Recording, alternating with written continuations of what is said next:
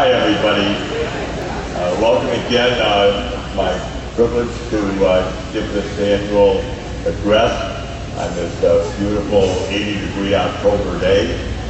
I appreciate you all coming and listening to me. Once again, we had an outstanding year.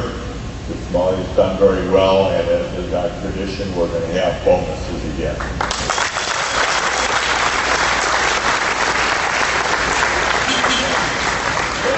The year started off really gangbusters. Just was so busy. We were just, well, everybody knows we were working 10-hour days and just couldn't get the work out.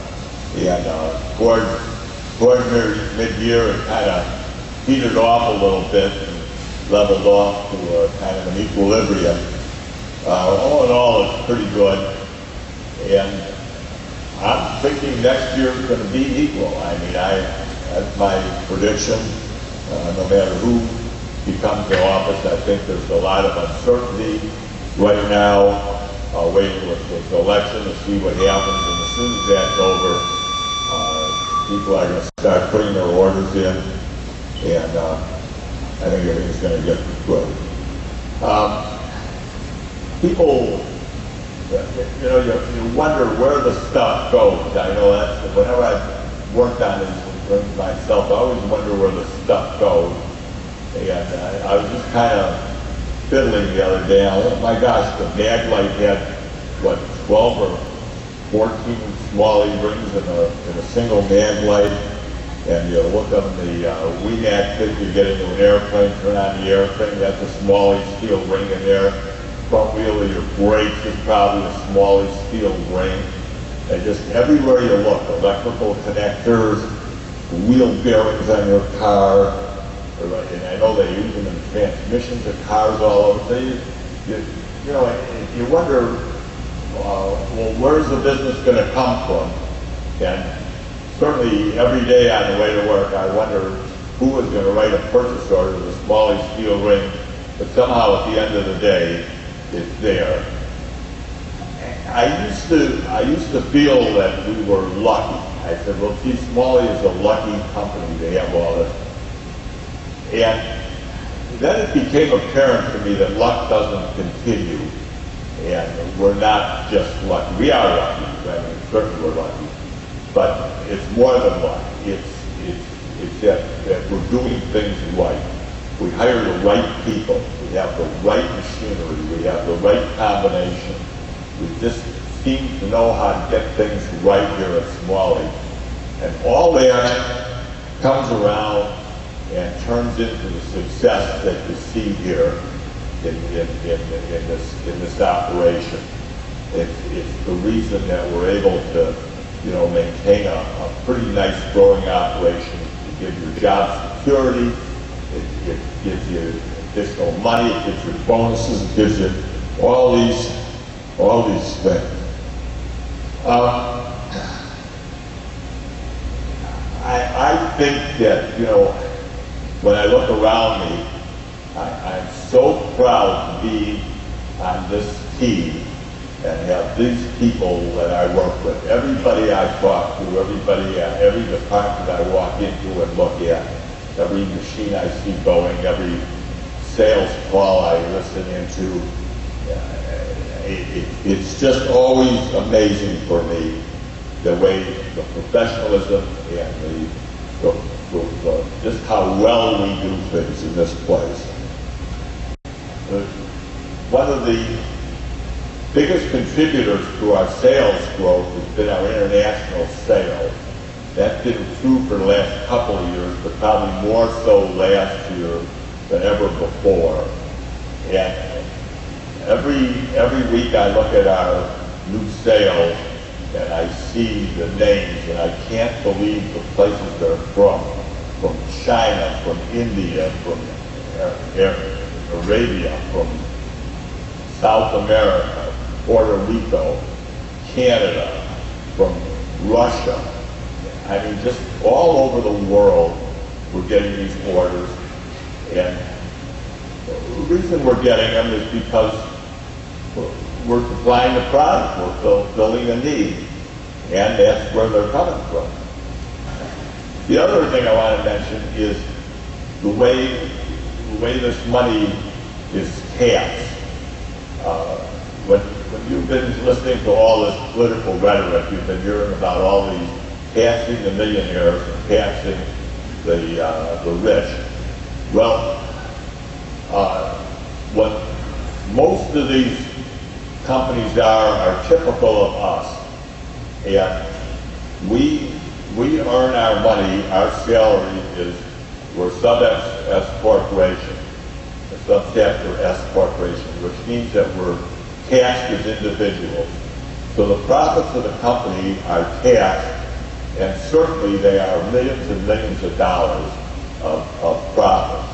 However, from those profits, you see a brand new CNC milling machine there for $550,000, and you'll see all this construction going on, and somebody has to pay for all that.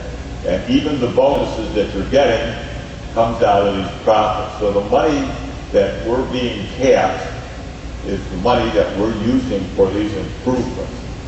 And that is the other side of this argument. But when they tax that money, it makes it harder for us to buy equipment, makes it harder for us to expand the operation, and harder for us to give bonuses. And you've got to really understand what's going on when they say tax the millionaires. The other thing I got to tell you is that somebody tells you, well, you're going to get benefits from the government and somebody else is going to pay for it, watch your backside. That never does work. So anyway, be cautious of that when you vote this year. Healthcare has become a big thing. An average family today here is about an $18,000 premium for health insurance. And I'm just talking round numbers. It's about an 80-20 split on what we pay and what you co-pay on that. And that has gone way up, and it will go up again. And the reason it's going up is this affordable health care plan that our government has put on us. And that is a device which, in my estimation, is a plan which takes money from the people who work, from us, and gives it to people who don't work. So anyway, that's the way I look at it. And it just, again, keep that in mind and think about it. And it's going to be tough to get for everybody, for us and you people to pay their co-pays on this health insurance. It's going to become a big part of our cost. Over the past few years, we've seen regulation upon regulation. OSHA is coming in with all kinds of new rules. The EPA wants clean air, and the accounting that we have to do for taxes and for statistics and the amount of government reporting has gone so through the wall that you can't believe it. As a manufacturer, be aware that we are being told more and more what to do and how to do it by our government, both state and national. And I know it doesn't seem like it's so much of a thing. So okay, I have to buy a special pair of shoes, or okay, when we put in a spray booth, we have to do this or that. But in total, it becomes a really limiting thing in staying competitive in a world market. In China and Japan and Korea and those other places, they do not have these rules. They do not have those problems. And yet we have to compete with them. So, yeah, it's good. I mean, I certainly like the clean air. I remember back in the 50s, you would go out and you could almost choke on the air from the cars. But there's got to be some equilibrium. if we're going to stay competitive, if we're going to be able to keep a middle class with good salaries, and we're going to be able to keep our people in an environment where manufacturing is competitive. Now, I can't explain why this is, but I know that it's so. If I sell a ring, if we sell a ring overseas, our ring costs about 1.5 to 2 times to the consumer what it does in the United States.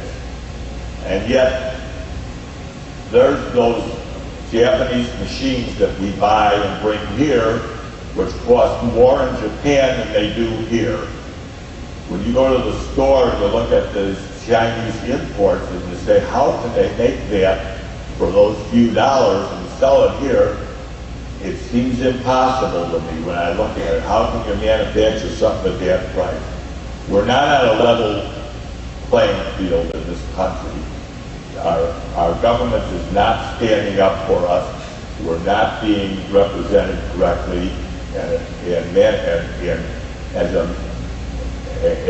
a result, the middle class in America is having to work harder and is not able to make as much money as they could.